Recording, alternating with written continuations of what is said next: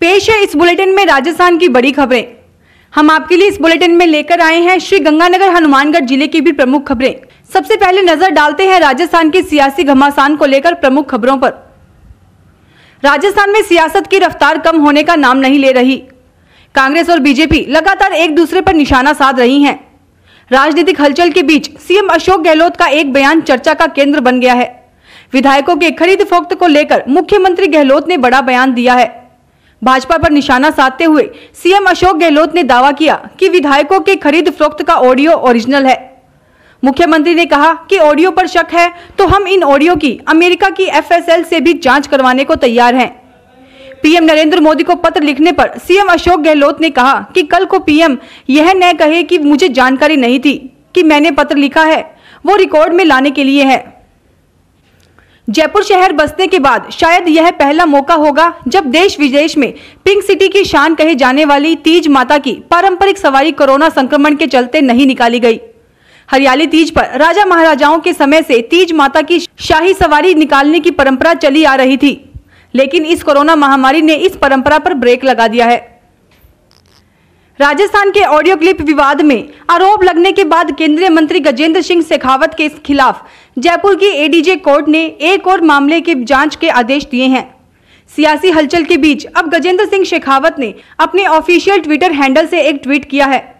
सूबे की कांग्रेस सरकार और सीएम अशोक गहलोत पर तंज कसते हुए शेखावत ने अपने ट्वीट में लिखा, दुनिया कोरोना के वायरस से त्रस्त है और राजस्थान तुम्हारी झूठी राजनीति के वायरस से। राजस्थान में चल रही सियासी उठापटक के बीच हरियाणा के कांग्रेस नेता कुलदीप बिश्नोई ने पार्टी के निर्णयों में महत्वपूर्ण भूमिका निभा रहे वरिष्ठ नेताओं पर बृहस्पतिवार को परोक्ष रूप से निशाना साधते हुए कहा कि ज्योतिरादित्य सिंधिया एवं सचिन पायलट के साथ हुए व्यवहार से कार्यकर्ताओं में बहुत निराशा है। उन्होंने पार्टी आलाकमान से यह भी आग्रह किया कि उन नेताओं को कुछ और जिम्मेदारी देनी चाहिए जो 30-35 वर्षों से कुर्सियों पर जमे हैं और कोई चुनाव नहीं लड़ा। राजस्थान में सत्ता को लेकर घमासान जारी है। सीएम अशोक गहलोत और सचिन पायलट के बीच की लड़ाई अब सुप्रीम कोर्ट तक पहुंच चुकी है। सियासी उठापटक के बीच एक बार फिर सीएम अशोक गहलोत ने बीजेपी पर निशाना साधा है। भाजपा पर सीएम गहलोत ने सरकार गिराने की कोशिश करने का बड़ा आरोप लगाया है। मुख्यमंत्री अशोक गहलोत ने कहा कि कांग्रेस की ताकत देश की ताकत है। राहुल गांधी की बातचीत सभी मुद्दों पर है और राष्ट्र सुन रहा है। राजस्थान भाजपा प्रदेश अध्यक्ष डॉक्टर सतीश पूनिया ने प्रदेश भाजपा कार्यालय में पत्रकारों से बातचीत में मुख्यमंत्री द्वारा पीएम को लिखे पत्र पर कहा कि मुख्यमंत्री ने अपनी नैतिक तौर पर हार मान ली है। साथ ही केरल में विश्व की पहली कम्युनिस्ट सरकार को कांग्रेस द्वारा अपदस्थ करने का जिक्र करते हुए उन्होंने कहा कि कांग्रेस अपनी पार्टी को टूटने से नहीं बचा पा रही और बहुमत की स्थिति में नहीं दिख रही। ऐसे में बार बार लोकतंत्र का अपमान करने वाली कांग्रेस को लोकतंत्र याद आ रहा है। डॉक्टर पूनिया ने कहा कि राज्य में फसलों पर टिड्डियों का हमला, कोरोना का संकट, रोजगार पर बात करने और इन मुद्दों पर काम करने की बजाय मुख्यमंत्री अपनी सरकार को लेकर एक होटल में बैठे हैं। जनता पूछ रही है कि राज्य में सरकार कहां पर है। ऐसे में मुख्यमंत्री को चाहिए कि खुद भी होटल से बाहर निकलें और मंत्रियों व विधायकों को भी खुला छोड़े, जिनसे वो अपने अपने क्षेत्र में जाएं, जहां पर प्रदेश की आम जनता इस संकट काल में उनको ढूंढ रही है, जिससे उनके काम हो सके। राजस्थान आवासन मंडल द्वारा प्रतापनगर योजना में निर्मित किए जा रहे कोचिंग हब के मुख्य द्वार पर 20 से 25 वर्षों के अवैध रूप से 19 शोरूम बनाकर किए गए अतिक्रमण को बुधवार को हटा दिया गया। अतिक्रमण मुक्त करवाई गई इस भूमि का मौजूदा बाजार भाव लगभग 50 करोड़ रुपए है। आयुक्त की समझाइश पर अतिक्रमियों ने स्वयं अतिक्रमण हटाया। आवासन आयुक्त श्री पवन अरोड़ा ने बताया कि इस अतिक्रमण के हटने से कोचिंग हब के निर्माण में आ रही समस्त बाधाएं दूर हो गई हैं और अब कोचिंग हब का निर्माण शीघ्र ही हो सकेगा। राजस्थान के सियासी संकट के बीच पूर्व केंद्रीय मंत्री और कांग्रेस नेता अजय माकन ने गुरुवार को प्रेस कॉन्फ्रेंस में कहा कि अशोक गहलोत सरकार सुरक्षित है क्योंकि हमारे पास बहुमत से 15 से 20 विधायक अधिक हैं। बढ़ती सड़क दुर्घटनाओं को रोकने के लिए केंद्र सरकार ने देश में नया मोटर व्हीकल एक्ट 2019 गत वर्ष 1 सितंबर से लागू कर दिया था, लेकिन राजस्थान में 10 महीने बाद हाल ही में राज्य सरकार ने इसे संशोधित रूप से लागू किया है। संशोधित मोटर व्हीकल एक्ट के प्रावधानों के लागू होने के बाद जयपुर शहर में ट्रैफिक पुलिस ने 2 सप्ताह तक इसके लिए समझाइश अभियान शुरू किया था। इस अभियान की समय अवधि गुरुवार को समाप्त हो रही है। अब शुक्रवार से अगर आपने ट्रैफिक नियमों का उल्लंघन किया तो भारी जुर्माना भरना पड़ सकता है। और अब खबरें श्री गंगानगर हनुमानगढ़ जिले की।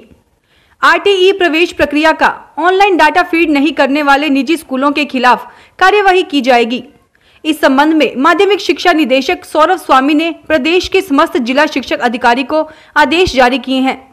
आदेश के तहत गैर सरकारी स्कूलों को डाटा फीड करने के लिए 24 जुलाई तक का समय दिया गया था, लेकिन आज 23 जुलाई तक सभी स्कूलों ने डाटा ऑनलाइन नहीं किया। इसे गंभीरता से लिया गया है। 24 तक डाटा फीड नहीं करने वाले निजी स्कूलों के खिलाफ सख्त कार्यवाही की जाएगी। हनुमानगढ़ टाउन की तलवाड़ियों की ढाणी से एक अज्ञात महिला 3 वर्षीय बालिका का अपहरण करके ले गई।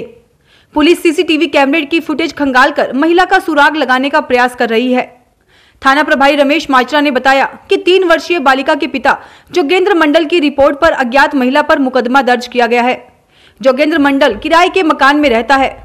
गुरुवार को उसकी बेटी दोपहर में घर के पास गली में खेल रही थी, तभी अज्ञात महिला बच्ची को उठाकर ले गई।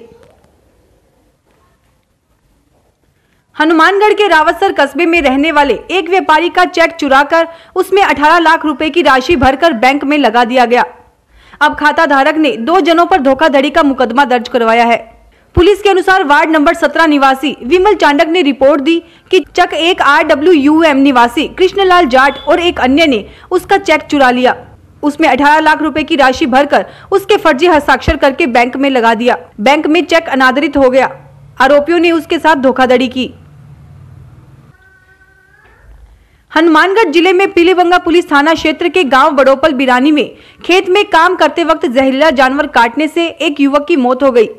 पुलिस ने पोस्टमार्टम के बाद शव परिजनों के हवाले कर दिया।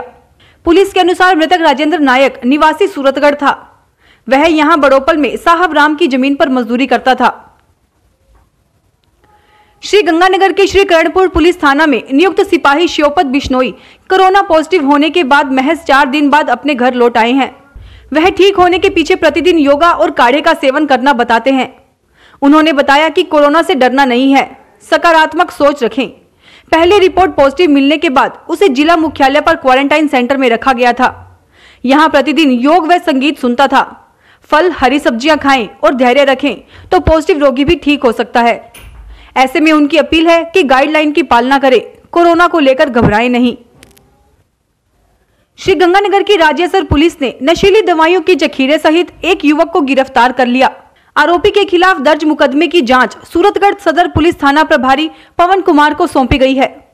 पुलिस अधीक्षक राजन दुष्यंत ने बताया कि जिला विशेष टीम की कांस्टेबल पवन लिम्बा की सूचना पर राजेसर SHO सुरेश कुमार ने गांव बीरमाना निवासी लालचंद को गिरफ्तार करके उसके कब्जा से 50,000 नशीली गोलियां बरामद की।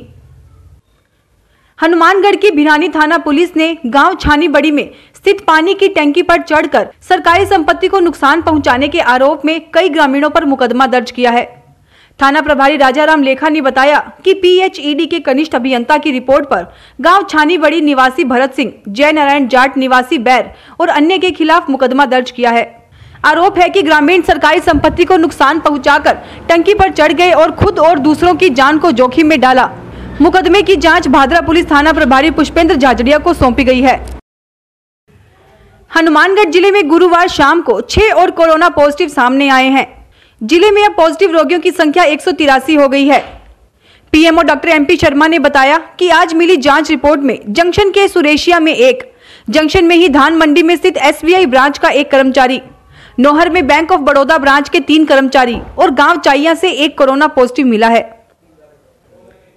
खाद्य सुरक्षा योजना से वंचित लोगों का पुनः सर्वे किया जाएगा। वंचित लोगों को योजना में शामिल करके हर माह राशन उपलब्ध करवाया जाएगा। इस संबंध में राज्य सरकार ने जिला कलेक्टरों को आदेश जारी किया है। जानकारी के अनुसार योजना से वंचित जरूरतमंद लोगों का सर्वे 3 अगस्त को किया जाएगा। श्री गंगानगर जिला प्रशासन जिले भर में सर्वे करवाकर पात्र लोगों को योजना में शामिल करेगी। जरूरतमंद परिवार ई-मित्रा पर जाकर भी अपना पंजीयन करवा सकते हैं। इसके लिए आधार कार्ड जरूरी होगा। फिलहाल इस बुलेटिन में इतना ही। फिर हाजिर होंगे और बड़ी खबरों के साथ। SBT न्यूज के वीडियो देखने के लिए हमारे चैनल को सब्सक्राइब करें और नोटिफिकेशन पाने के लिए बेल आइकन को प्रेस करें।